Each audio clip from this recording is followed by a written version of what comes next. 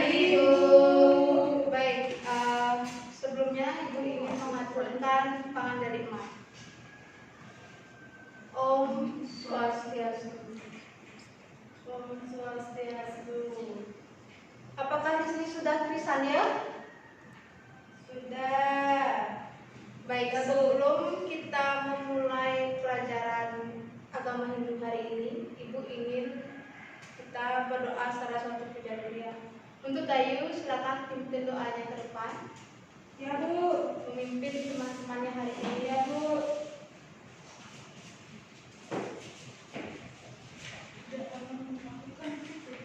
Baik, semuanya bersiap untuk berdoa secara satu puja. Oke, teman-teman berdiri semua pada asana. Ayo, Bu.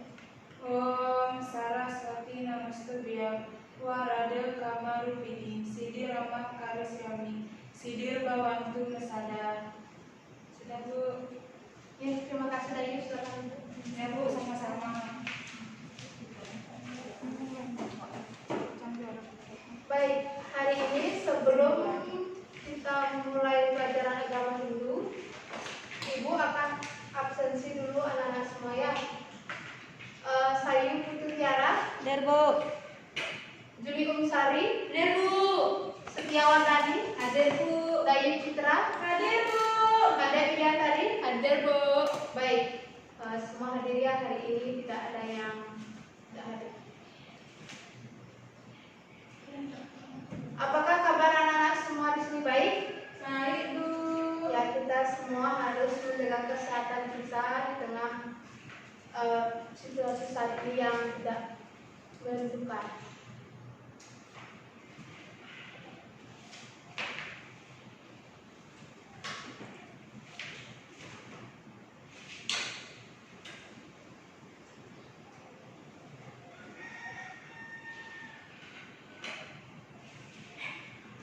Baik.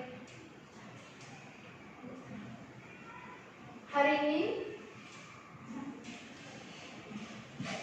kita akan belajar tentang nilai-nilai yatnya di dalam Ramayana. Sebelum kita belajar ke nilai-nilai yatnya di dalam Ramayana, kita akan mengetahui dulu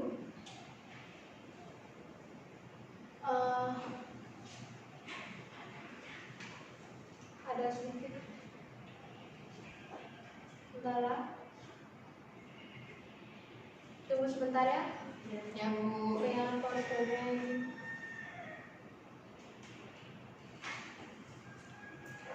Kabelnya main-main, Bu. Ya.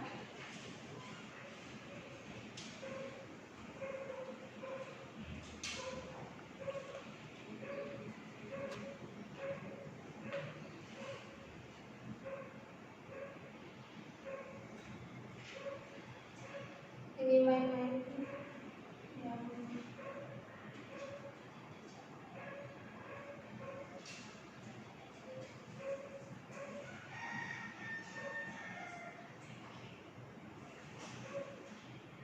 Baik. Tujuan pembelajaran kita pada hari ini, yang pertama adalah tentu apa itu pengertian yatnya. Yang kedua, memaparkan bagian-bagian yatnya.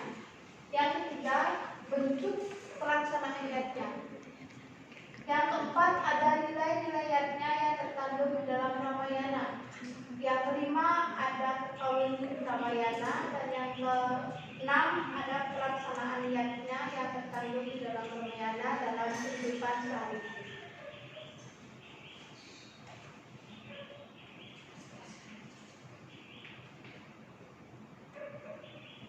Baik anak-anak semuanya, kita ke tujuan pembelajaran yang pertama, yaitu pengertian yatnya. Yatnya itu berasal dari bahasa Sanskerta, dari akar kata yat yang berarti memuja, memberi, pengorbanan, menjadikan, dan kewajiban yang suci. Jadi dapat disimpulkan yatnya itu adalah korban suci atau pengorbanan suci yang tulus ikhlas kepada ide Sang Yang Widi Wasa. Nah, di layar sudah ada foto-foto, bisa dibilang foto-foto dari yatnya, seperti misalnya ada yang menghaturkan banten. Itu salah satu bentuk pelaksanaan yatnya yang kita sekarang ketahui dalam kehidupan kita sehari-hari.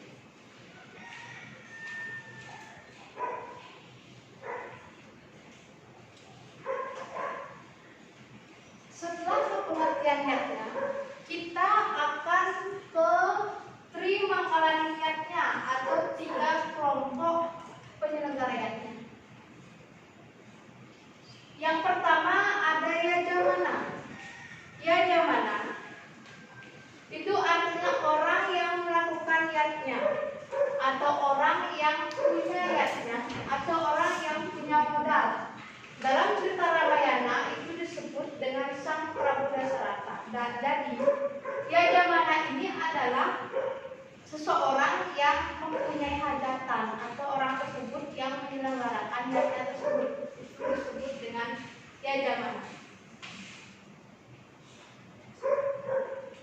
Selanjutnya yang kedua ada pancagara. Jadi pancagara itu adalah orang atau praktisi yatnya yang memahami tentang sarana dan prasarana upakara yatnya. Yang pertama di gambar sudah ada serati. Serati itu adalah tukang banten. Jadi tukang banten itu termasuk orang yang mengetahui segala bentuk prasarana dan sarana upakara yatnya. Yang kedua ada sanggit atau parukir, sudah ada fotonya.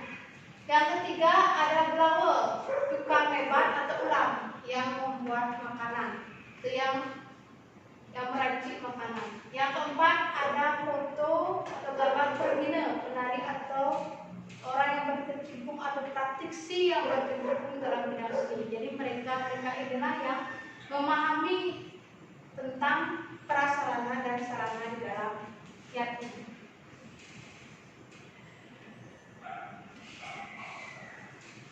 Selanjutnya ada sadaka. Sadaka itu adalah orang suci yang menghantarkan atau menyampaikan niat yajamana dengan yang dipuja. Jadi sadaka ini dapat diistilahkan sebagai orang yang menghaturkan yatnya tersebut, atau orang yang menghaturkan banten tersebut dalam upacara yatnya. Baik itu dihaturkan oleh pemangku seperti yang ada pada gambar, baik juga yang dihaturkan oleh panite atau suimi. Jadi semua sama-sama memiliki tingkatan dalam menghaturkan yatnya tersebut. Baik, sebelum ke dasar timbulnya yatnya, apakah anak-anak ada bertanya mengenai pengertian dan trimangkala yatnya tersebut?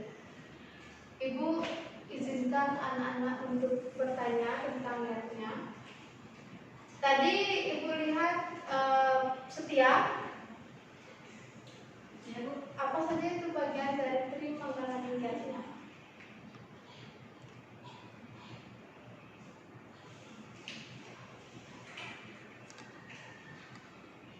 Nggak tahu, Bu. Baik, mohon nanti diperhatikan ya. Ya. Jadi bagian dari trimangkala itu tentu ada yang namanya yajamana. Selanjutnya ada yang namanya pancagara. Terus ada yang namanya sadaka. Itulah 3 penyelenggara yatnya atau yang mengetahui segala bentuk dalam penyelenggaraan upacara yatnya.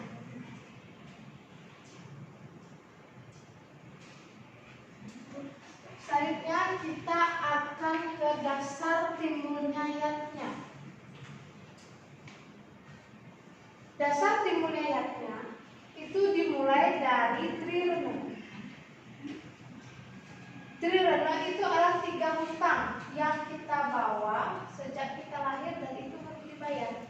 Jadi triliunan itu harus kita bayar. Tidak boleh kita tidak membayar hutang tersebut, karena itu akan mengikuti hutang tersebut akan mengikuti kita sampai kita kemanapun akan diikuti oleh hutang tersebut. Jadi itu harus dibayar, baik itu dengan dewayatnya, manusiayatnya, fitrayatnya, butayatnya.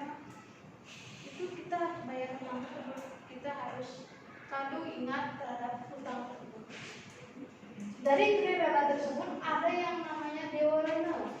Dewa rena itu adalah hutang kepada para dewa dan segala manifestasinya. Berbagai isi alam yang telah kita manfaatkan dalam hidup ini seperti udara, air, tanah, dan lain-lain. Hutang kepada para dewa dibayar melalui dewayatnya dan butayatnya. Jadi di sana sudah dijelaskan bahwa hutang yang pertama itu adalah hutang kita kepada para dewa, dan itu harus kita bayar, baik itu dengan dewayatnya dan butayatnya. Ada yang tahu apa itu dewayatnya? Dewayatnya saya, Bu. Ya, silakan tadi. Korban suci atau binatang korban suci yang ditujukan kepada sang yang dewasa, Bu, beserta manifestasinya yang dilakukan dengan hati yang tulus dan tanpa pamrih, Bu. Bagus. Contohnya apa itu? Kalau kita membayar hutang kepada melalui dewayatnya. Oh, yaitu dengan melakukan biasanya 3 kali sehari, Bu. Membersihkan tempat suci, melakukan persembahyangan pada hari-hari suci keagamaan seperti purnama tilang, galungan, kuningan, Bu. Ya, bagus. Selanjutnya ada butayatnya. Coba pilihan tadi apa itu butayat? Butayatnya yang dipersembahkan kepada para buta kala, seperti melakukan caru, melakukan segeh di bawah-bawah.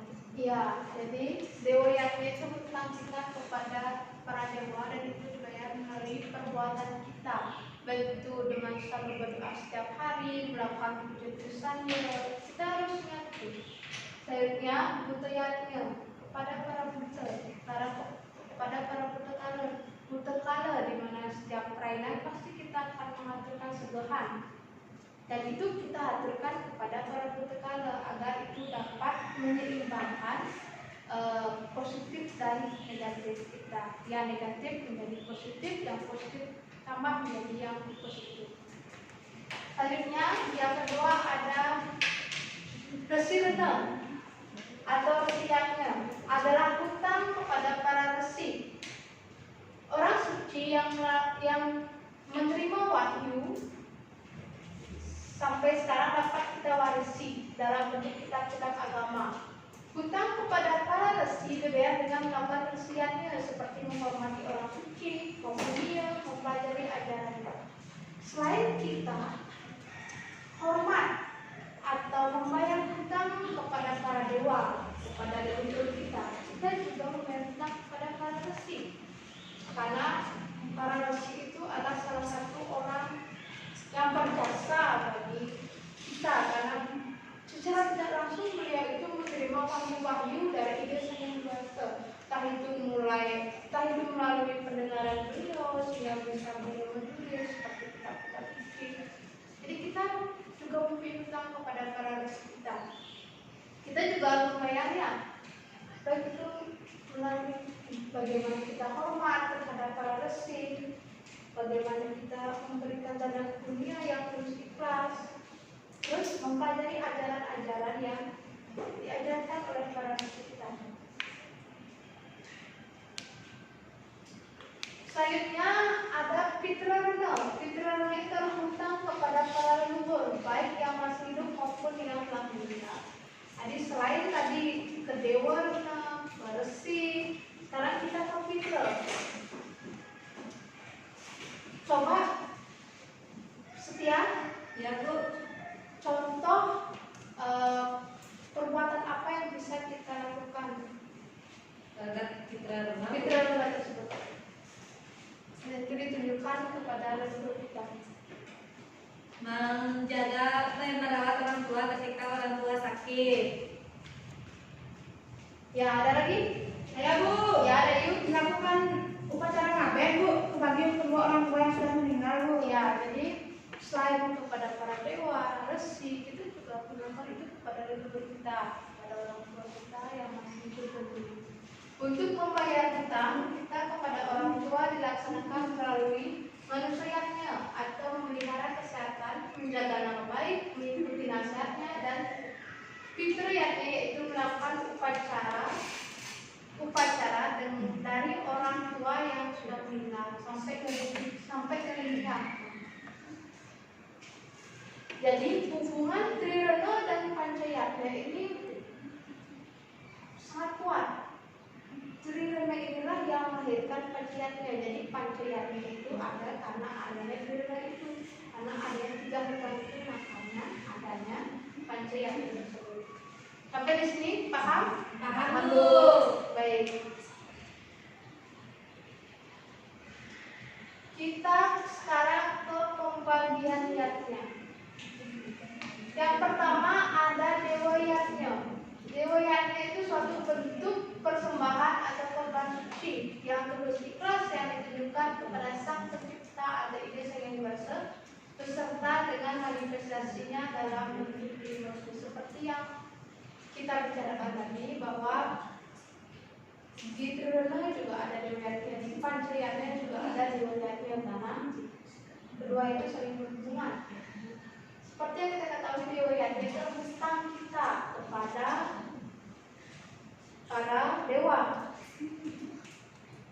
dan kita harus membayarnya itu dengan rasa tulus ikhlas. Selanjutnya ada Fitriyatnya. Fitriyatnya adalah suatu bentuk persembahan atau korban suci yang ditunjukkan kepada roh-roh para leluhur dan batara-batari karena mereka lah yang membuat kita dan ada di dunia hingga kita dewasa seperti yang tertunjuk pada nama-nama. Selanjutnya ada Resiyatnya. Resiyatnya itu suatu bentuk persembahan atau karya suci yang ditunjukkan kepada para resi, orang suci, pinandita, pandita, sulinge, guru, dan orang suci yang berhubungan dengan agama Hindu. Resi adalah orang-orang yang bijaksana dan berjiwa suci. Jadi alangkah baiknya kita sebagai makhluk ciptaan Tuhan, tidak sayang dibahas, kita harus selalu menghormati para resi kita, para orang suci kita. Baik itu dalam bentuk dana punya yang kita berikan.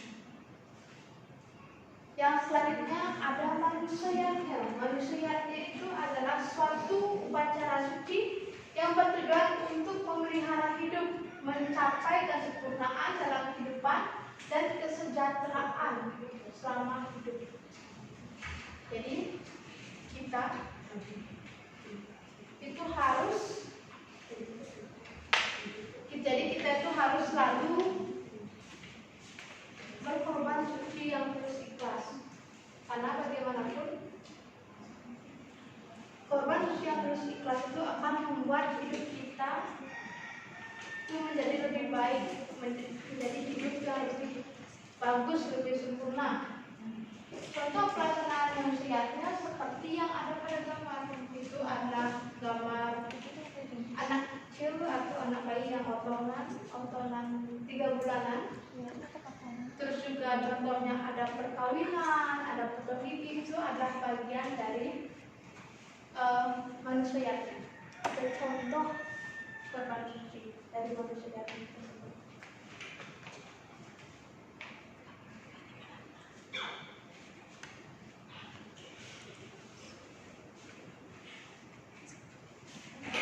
Sekarang kita ke bentuk-bentuk pelaksanaan niatnya. Ada 2 bentuk, ada kurang lebih 3 bentuk pelaksanaan niatnya. Yang pertama ada nitya yatnya, yaitu yatnya yang dilaksanakan setiap hari. Jadi anak-anak, di gambar itu sudah ada pelaksanaan yatnya, seperti misalnya membantu kaiban, ataupun kita mengaturkan kunjung atau sodan kepada leluhur-leluhur kita yang sudah mendahului kita. dan ada di gambar sebelahnya itu ada tulisannya. Jadi nitya yatnya itu adalah bentuk pelaksanaan kita atau bentuk pelaksanaan yatnya yang kita lakukan setiap hari. Kalau Banten Saiban itu kita lakukan setiap pagi hari, di mana ketika kita habis memasak, di mana ketika kita habis memasak, kita selalu pasti kita akan menghadirkan Banten Saiban sebagai rasa bentuk terima kasih kita kepada Sang Yang Dewasa, karena hari itu kita diberikan kesehatan, kita selalu diberikan keselamatan dan juga. Dan tentunya setelah mengaturkan Banten Saiban, kita tidak lupa dengan kita harus selalu berdoa, bersembahyang, sujud sambil terhadap beliau. Selanjutnya, yatnya yang kedua yaitu naik ke yatnya, yaitu yatnya yang dilakukan pada waktu-waktu tertentu atau waktu yang sudah terjadwalkan. Dasar perhitungannya adalah pertama itu berdasarkan wara. Perpaduan antara triwara dengan pancawara, contohnya ada kliwon, itu sudah terjadwal itu. Selanjutnya, perpaduan antara pancawara dengan saktawara, itu contohnya ada Buddha Wage, ada Buddha Kliwon, ada Anggara Kasih dan lain sebagainya. Selanjutnya berdasarkan perhitungan buku, contohnya ada Galungan, Dagarwesti, Kuningan, Saraswati. Selanjutnya perhitungan berdasarkan sase, ada Purnama, Tilam, Nyepi, dan Siwaratri. Jadi itu contoh pelaksanaan lain kayaknya, di mana yatnya itu sudah terjadwalkan. Purnama, Tilam itu sudah ada hitungan hari, beda dengan nitya yatnya yang kita lakukan setiap hari.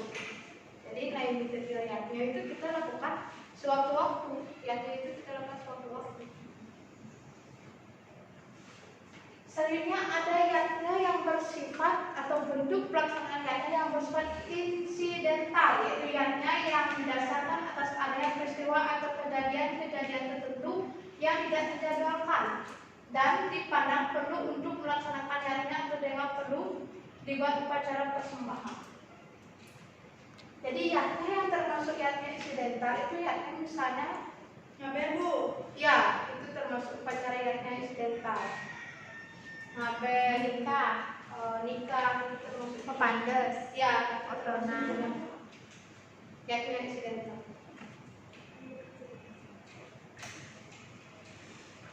Selanjutnya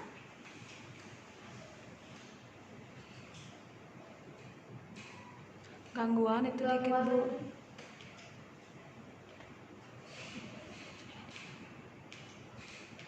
Selanjutnya ada nilai-nilai yatnya yang ada dalam ramayan. Jadi nilai-nilai yatnya yang ada, bisa lihat tulisannya? Bisa bu. Jadi nilai-nilai yatnya yang ada di dalam Ramayana itu pertama itu ada di Dewa Yatnya. Dewa Yatnya adalah yatnya yang dipersembahkan ke hadapan Ida Sang Yang Dewasa atau Tuhan Yang Maha Esa beserta seluruh manifestasinya. Dalam cerita Ramayana,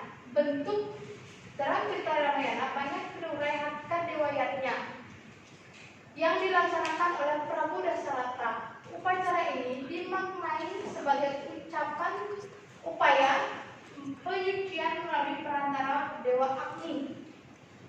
Dan beberapa uraian singkat cerita Ramayana tersebut tampak jelas bahwa sujud bakti kehadapan Tuhan Yang Maha Esa atau Ida Sang Yang Dewasa merupakan suatu keharusan bagi makhluk hidup, terlebih lagi umat manusia.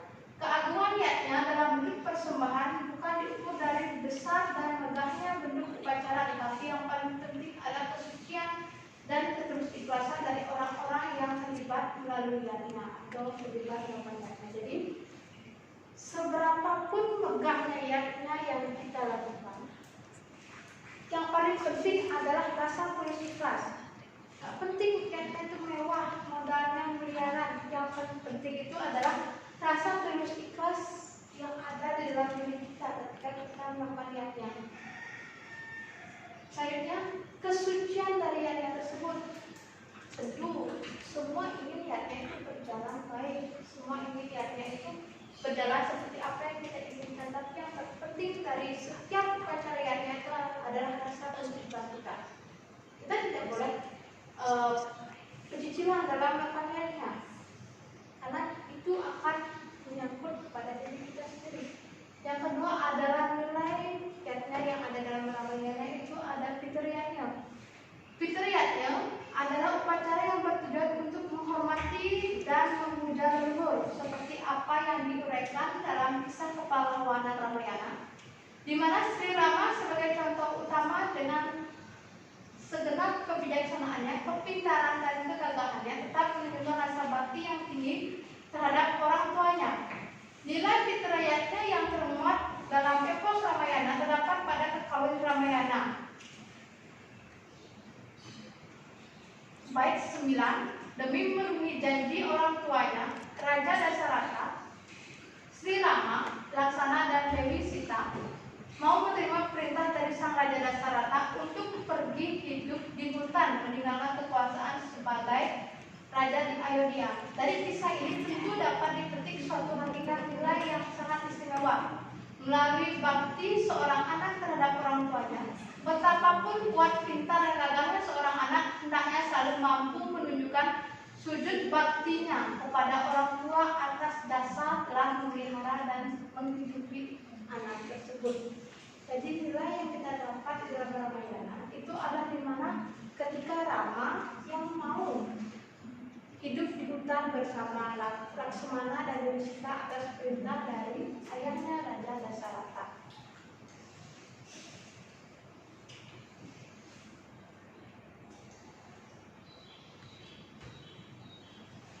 Selanjutnya adalah manusianya. Nilai-nilainya terkandung dalam Ramayana itu yang ketiga ada manusianya. Dalam merumuskan kitab suci Weda dan sastra ini, manusianya atau narayatnya itu adalah memberi makan pada masyarakat dan melayani tamu dalam upacara. Namun dalam penerapan yang dibalik, upacara manusianya tergolong sarira samskara. Inti sarira samskara adalah peningkatan kualitas manusia. Pada cerita Ramayana juga tampak jelas bagaimana nilai manusianya yang termuat di dalam uraian kisahnya. Hal ini dapat dilihat dari kisah yang menceritakan upacara Sri Rama mempersunting Dewi Sita. Selainnya suatu pernikahan suci, upacara ini dilaksanakan dengan niatnya yang lengkap, dipimpin oleh seorang Purohita raja dan disaksikan oleh para dewa, kerabat kerajaan beserta Maharesi. Selanjutnya ada resiannya. Resiannya itu adalah menghormati dan memuja resi atau pendeta. Pada kisah Ramayana, nilai-nilai resiannya dapat dijumpai pada beberapa bagian di mana para tokoh dalam alur ceritanya sangat menghormati para resi.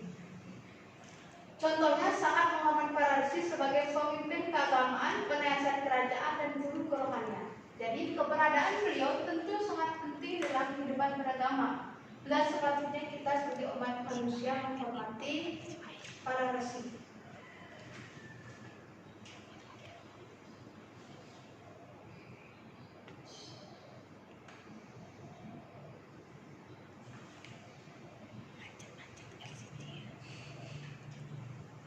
Ini masih lagi apa namanya? Ya Bu, gangguan Bu, kabelnya kurang kencang.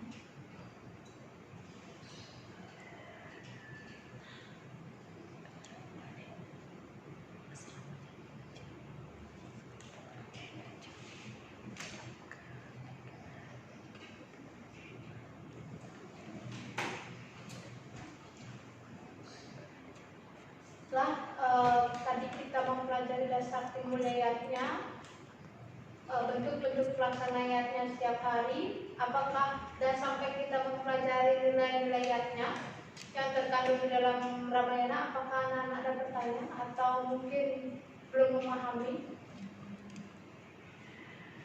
Enggak Bu, paham Bu. Baik, kalau sudah paham Bu akan lanjutkan. Ini lagi sedikit aja ya. Ya Bu.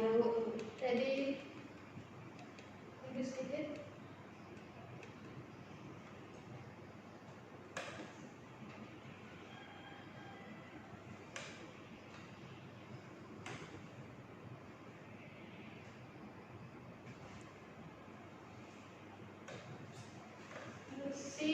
sudah.